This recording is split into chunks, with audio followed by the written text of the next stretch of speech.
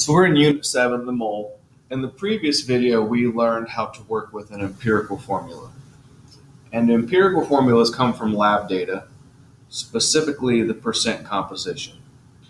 And we can take the percent composition and work backwards to find the empirical formula. But remember, the empirical formula was the lowest whole number ratio of the elements. It didn't give us the exact formula. So now we're going to look at the idea of how do we get from an empirical formula to a molecular formula? How do I know the actual number of atoms of each element? So there's one piece of information that makes the difference between an empirical formula and a molecular formula. The molecular formula of a compound requires that we know the molar mass of the compound. This is the one piece of information that makes the difference between a ratio and an actual number. So the first step you have to do is find the empirical formula of the compound.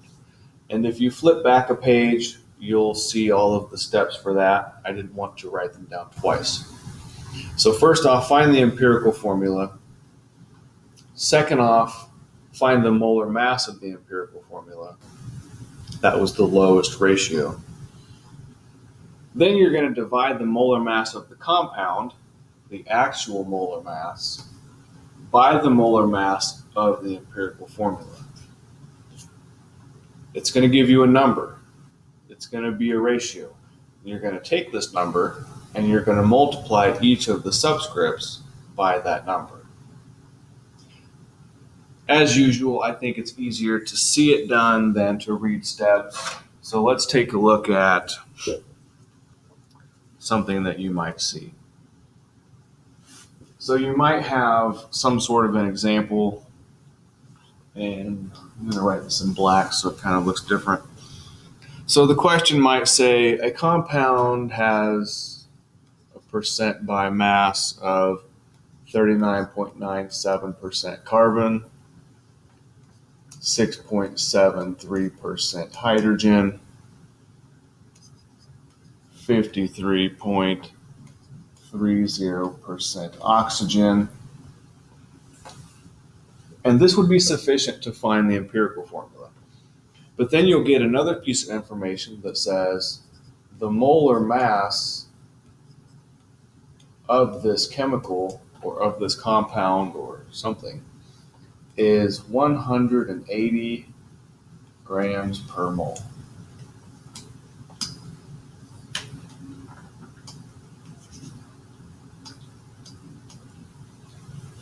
So the first thing is to find the empirical formula.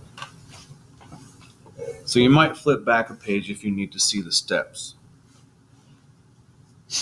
So the first thing to do is change each of these percentages to a mass in grams.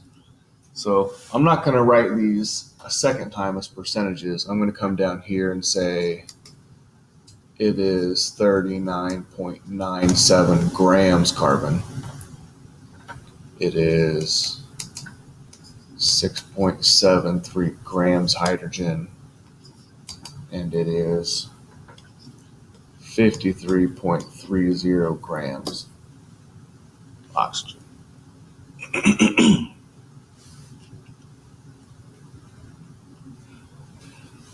So the next step is to change these numbers in grams to moles. So we do one conversion, and this one comes from the periodic table. 12.0 grams of carbon is 1 mole of carbon.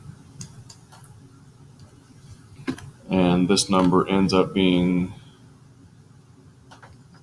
3.33 moles. For hydrogen, we're dividing by 1.01 grams. And that's the number of grams in 1 mole. And this one comes to 6.66 moles. For oxygen, we're dividing by 16.0. And this comes out to 3.33 moles.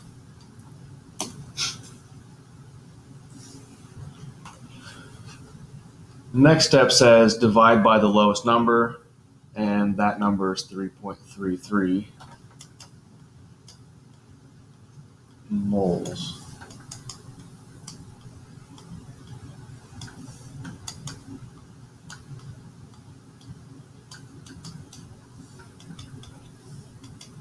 And so we get the ratio.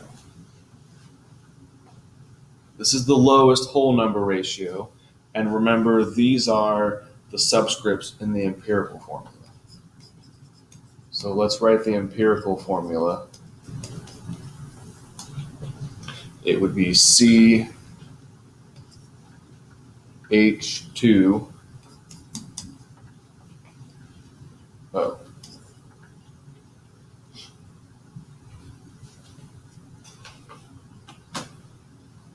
This is the lowest whole number ratio, but this doesn't tell me if I'm talking about glucose or if I'm talking about formaldehyde or any other molecule that happens to have this empirical formula. And so what we have to do is, we just finished step 1, find the molar mass of the empirical formula. So the molar mass of the empirical formula, you can do the table if you want, but in general, I think the table, once you really know what's going on, just slows us down. So let me show you how this would look in my calculator. I would say 12.0 times 1 plus 1.01 times 2 plus 16.0 times 1.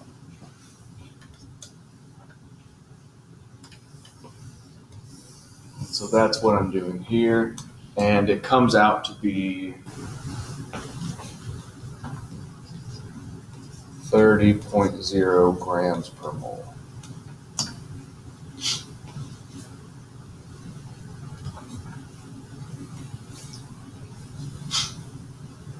Step 3 says divide the molar mass of the compound by the molar mass of the empirical formula.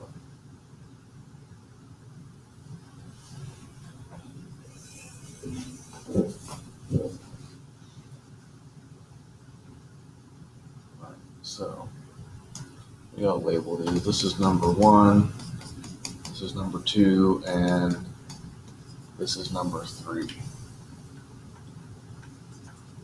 I'm going to say molar mass of the compound divided by molar mass of the empirical formula. And so the molar mass of the compound was the number that was given to us here in the question, 180, and that's grams per mole. The molar mass of the empirical formula we found in step 2, and that one is 30.0 grams per mole. And the units would cancel out. And so we're just going to get a number. And in this situation, that number is 6. And that tells me what to do with step 4. Multiply each of the subscripts in the formula by this whole number. So by this number. And so step 4, let's maybe write it out a little bit. So CH2O times 6, and what we get is C6H12O6. And so that is our molecular formula.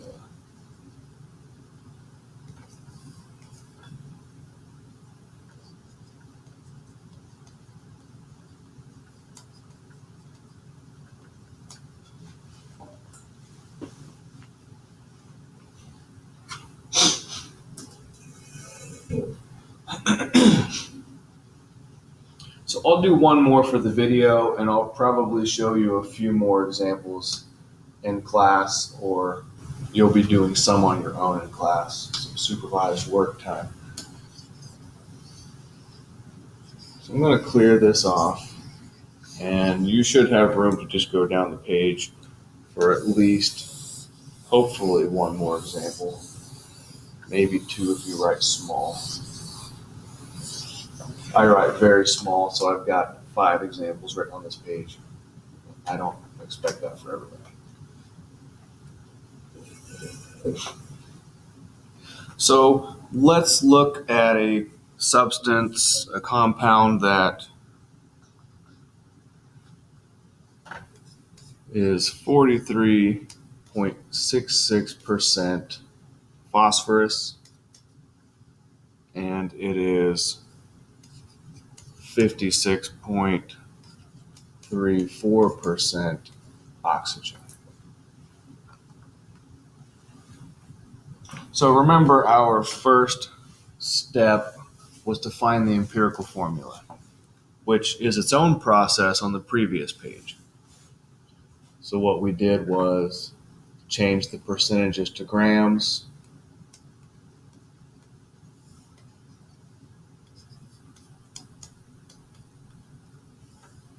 Then we converted those numbers in grams to moles. Let's see, phosphorus is around to 31.0 grams in 1 mole.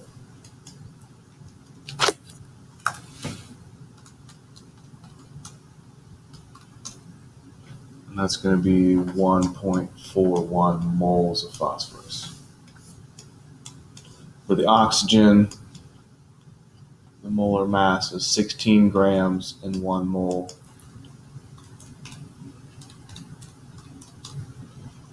And we find 3.52 moles.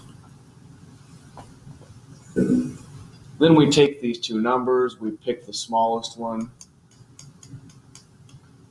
and we divide both or all of these numbers by the smallest.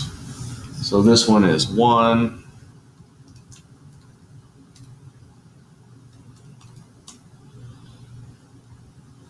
And this one comes out to be 2.50. So this is something we haven't come across before. When we had something like 2.01, we just rounded it to 2, and it was no big deal. But this is right in the middle. It doesn't really work to round to 3 oxygens because that's not what the numbers are telling us. And it doesn't work to round down to 2 oxygens because that's also not what the numbers are telling us. And so you might end up with an empirical formula that looks like this, P and then O 2.5. And that's no good. And so the easiest way to make this into a nice ratio, which the ratio requires whole numbers, is to figure out what can I do to both of these to make them whole numbers. And in this case, if you double 2.50, it becomes 5. But this means you also have to double this one because it's a ratio and you can't change one without changing the other. And so the empirical formula has 2 phosphoruses and 5 oxygens. So it's P2O5. And so that's step 1. Now we're looking at the molecular formula.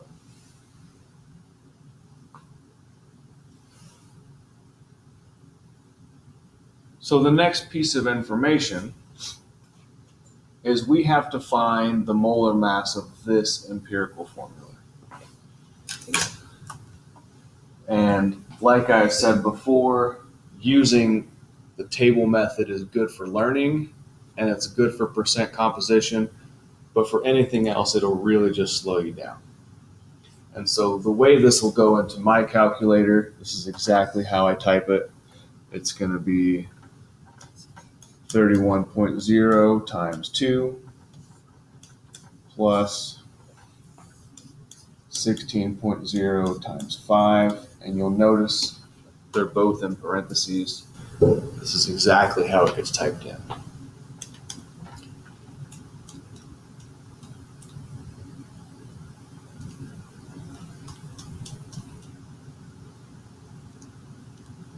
And so I find the molar mass is 142 grams per mole.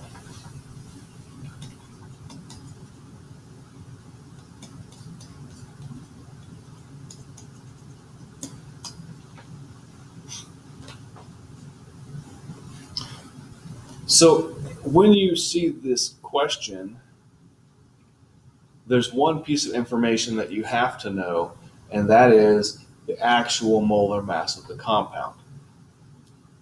And so it's usually in the question. So what we have to do is look at the actual molar mass. So let's say that the question tells us the molar mass of the compound, the actual compound, is 284 grams per mole. And this is where we can do step 3. Divide the mass of the compound, so that's 284 grams per mole, by the molar mass of the empirical formula, 142 grams per mole. Your units cancel out, and this one's pretty easy. You can do it in your head. It's 2. Provides a whole number. You take each of the subscripts in the formula and multiply them by this number. So for the molecular formula, let's say that it is P2O5 multiplying by 2, and we get P4O10. Tetraphosphorus decaoxide.